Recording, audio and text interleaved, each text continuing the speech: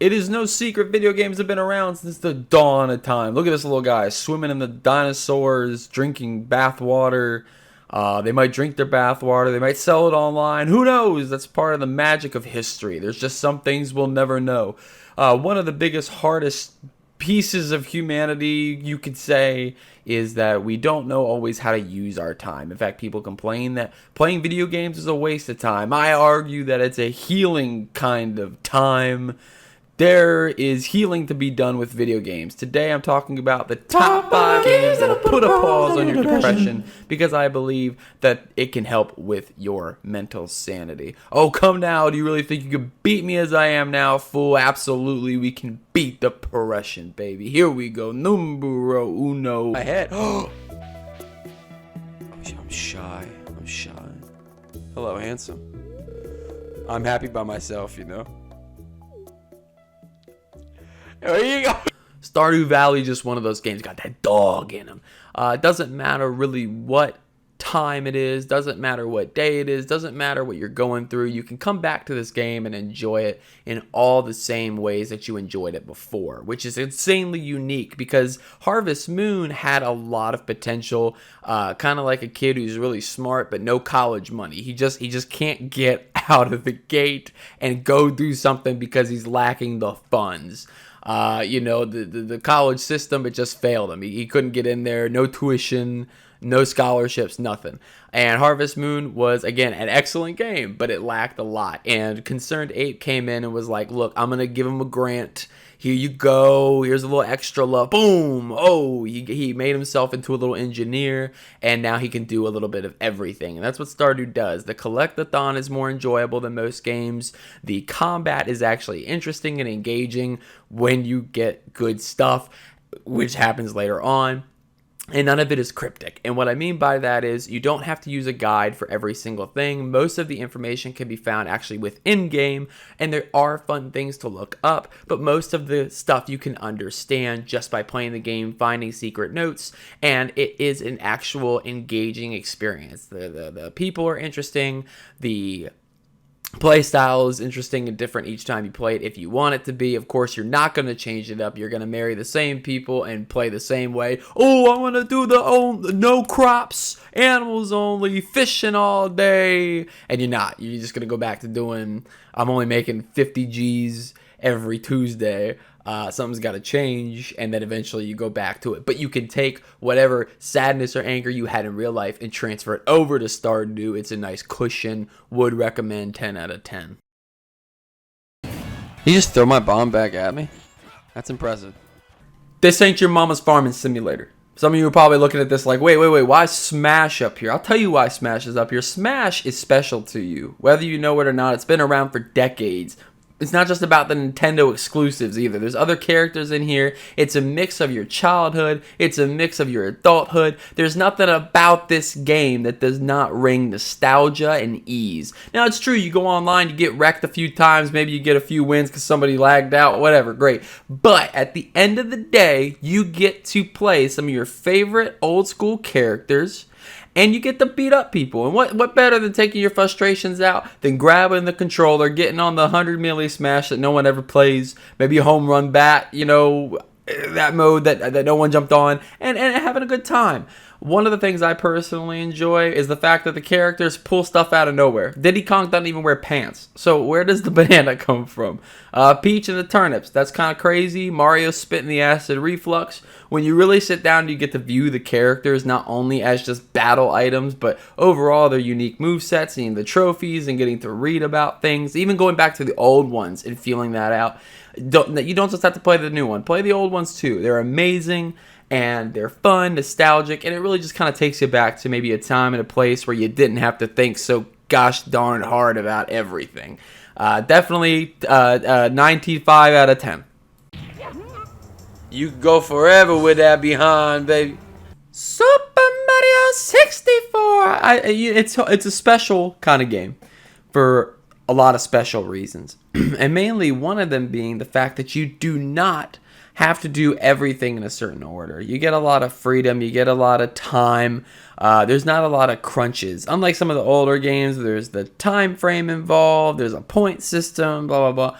This game was like, how do you want to do it? Do you want to explore? Do you like a certain level more than the other? Are you tired of this one? You can move over here. And when you're battling anything, any kind of emotions, any kind of feelings, it's nice to have that ease and that simplicity involved. And Super Mario 64, it's like macaroni art. You know, you don't have to do anything in a certain order. If you dyed the macaroni ahead of time, you can do colors, and there's a lot of colors in this game. After you're done with it, you can eat it if you didn't use poisonous glue. There's a lot to this game that has, I think, the definition of variety. You go in there, you see a little bit of everything, you get to do a little bit of everything, and there's still a challenge to it where it takes you away from some of the stresses maybe you're having, but also not enough to the point where you're like, oh my goodness, I don't want to play this anymore. You don't have to do every single thing in every level, which is cool. It's kind of your choice, and it's nice to have choices, and that's what I like about the game. I rate it 1 toad out of 1 toad.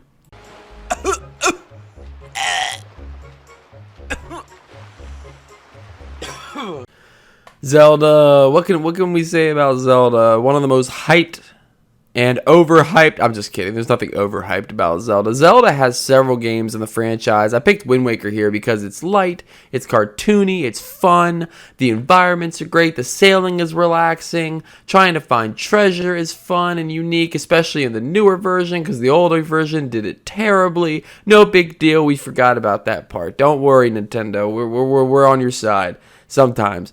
In most cases with Zelda, though, the side quests are rewarding, the bosses are rewarding to fight, heart container collecting is actually fun and challenging, and it really takes you away from a lot of the harder-based games. You know, you can't change the difficulty of Dark Souls, you can't change the difficulty of Zelda. These two games are very far between, but personally, if I was feeling a little down and really needed to pick me up, I'm going to run over to my local GameCube provider, grab me a copy of whatever Zelda's available, and just you know, start hacking, slashing away, and also trying to follow along with the story. It's one of the few games where I beat when I was like 8 years old. I've read all the dialogue, I know the entire story, and yet I still find myself at 27 years old reading the dialogue, getting interested in the characters, and sharing those same emotions and feelings that I had, you know, 20 years ago. It's really interesting.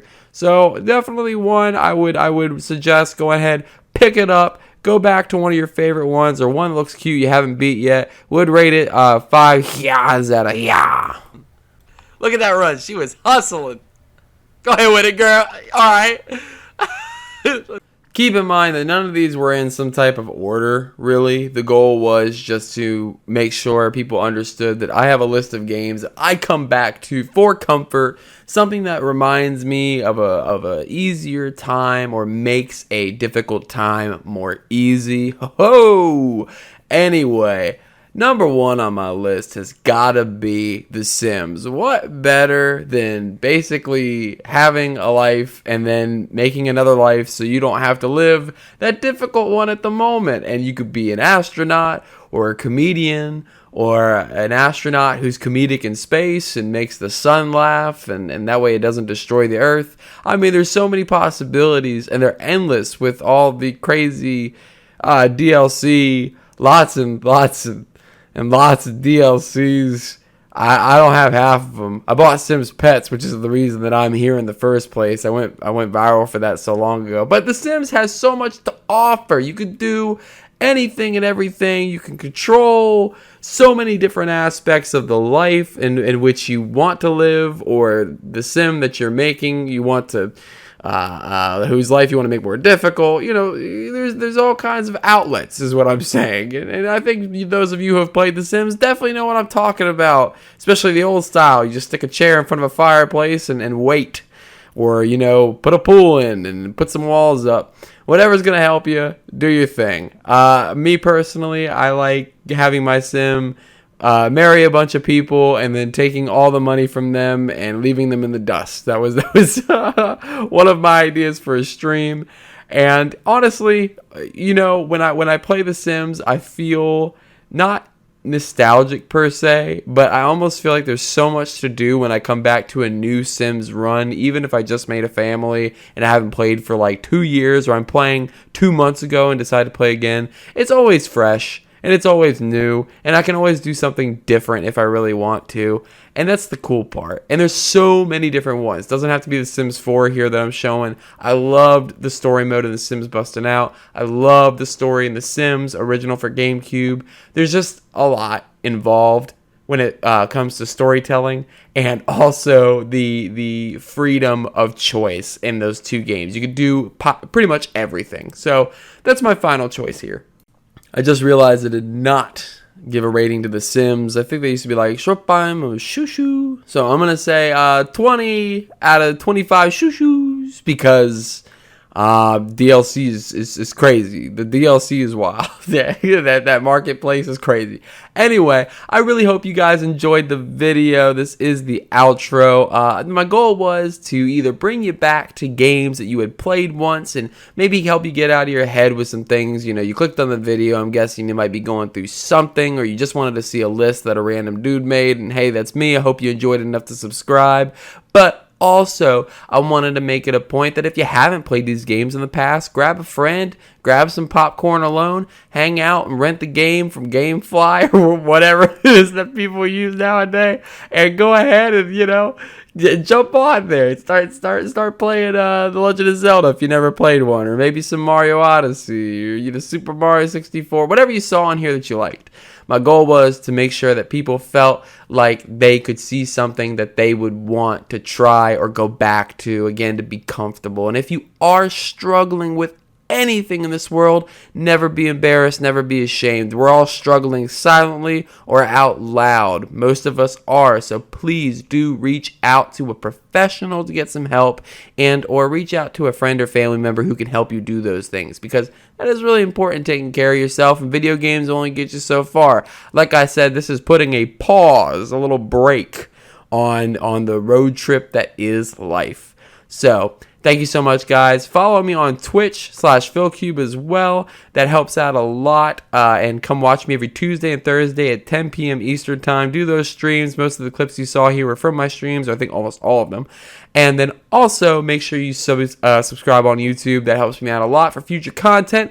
Let me know a game in the comments that was a huge comfort for you, and you can share that maybe with some others and get that support. I love supporting others, and I hope you guys can support me. Have a great one. Bye-bye.